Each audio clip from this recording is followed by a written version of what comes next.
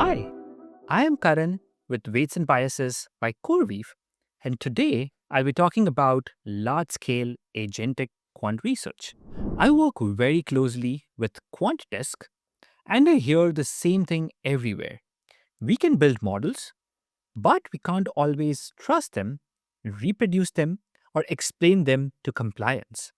So today I'll show you how Weights and Biases solves for that with two use cases: an event driven alpha research pipeline, and a self improving agent loop that optimizes its own strategy, both fully traced, fully reproducible.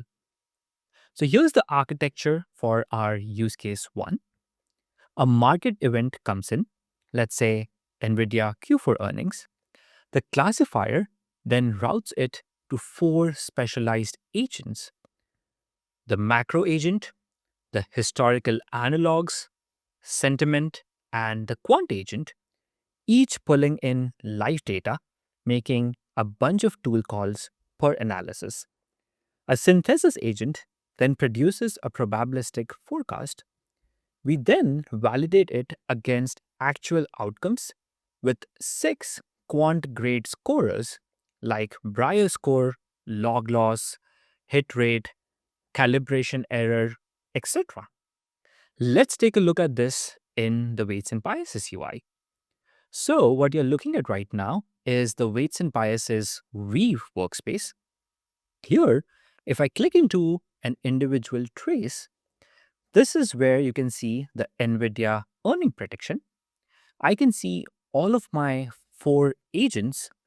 Across these agents, I can take a look at all the tools that have been called. For each and every tool call, I have a detailed analysis on the input output tokens, the total cost, as well as the latency. But let's take a look at the output here.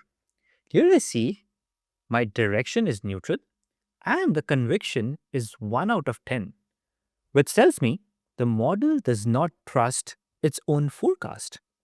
And this is actually baffling, so I would want to understand why is this happening. Thankfully, I have Weights and Biases Weave enabled, so it now gives me a complete traceability. I can drill into my historical agent and I can immediately see that my discover events tool call has returned zero analog or zero relevant analogs. It wasn't able to find any prior NVIDIA earnings. So that's my root cause. In just one click, I can exactly see what's failing my actual model output. So what I can now do is I can easily flag this trace, maybe add an emoji, and then also say no historical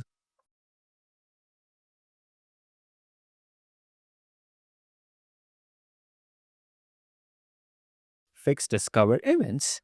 And all of this now gets logged as a feedback. Now what I can do is in my next iteration, I can start to fix this. So this is where I have my next iteration where I have actually gone ahead and tried to fix my discover events tool call. So this is where once I get into my discover events, I can now see that it's able to fetch far more relevant events. And with that one change, my forecast completely flips from neutral to bullish, and the conviction jumps from 1 to 5 out of 10. So, this is that one fix which is fully traceable before and after, thanks to Weights and Biases Weave. Next, I want to validate this at scale. So this is where Weave evaluations let me run this across a curated dataset of historical events with known outcomes. In this case, as I mentioned, the six metrics. So this is where I'm tracking all of them. So I have my Brier score, hit rate, profit factor, and all of those metrics that matter to a quant desk. I can easily filter it out by model versions, by datasets, and then easily compare these evaluations side by side. So let's say in this case, I want to compare my first three evals. So all I do is select and hit compare. This now gets me a radar plot. Let me filter out this plot to only those core metrics that I care the most about. I already have a view saved for it. So I can do is easily click on this view. And this is where I can start to pick my winner in very few seconds. I know that the lower values of prior score log loss get me a better performing event, a better performing model, and a higher hit rate. In this case, the hit rate is the same across the three evals, but I can see my innermost eval, which is eval 3, is clearly the winner when it comes to all of these core metrics. So, this is where use case 1 gives me a research pipeline that I can debug and iterate on.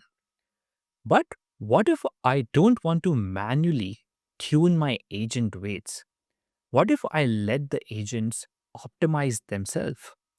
So, this is where we get into use case number 2, where we now have an automated optimization loop. I take a known historical event, run a swarm of parallel trials, each with different agent weight configurations, and then let a meta optimizer LLM adjust the weights to minimize, in this case, my Brier score. So think of this as a hyperparameter tuning workflow, but the hyperparameters are how much each research agent's signal contributes to the final forecast. This is where I'll use weights and biases models to track my workflow. So in the same project, I can access my weights and biases models UI too. Once I click on my workspace, I can see all of these metrics that can be tracked in real time. In this case, let me expand onto this Brier score tracking. I can now start to see my this specific line, which had a very bad Brier score, almost 0.88, but it started to converge pretty well, getting me to a very good convergence where I can see it converged to almost a 0.24 value, which is a pretty good convergence.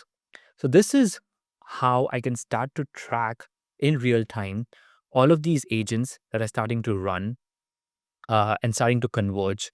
Each and every trial is also logged as a step here. So, this is where the parallel coordinates plot makes it very interesting for quants. So in this particular parallel coordinates plot, all of my vertical axes that you see are the agent weights, and the rightmost column, which is Brier score here, is the final metric that I want to get the best value out of.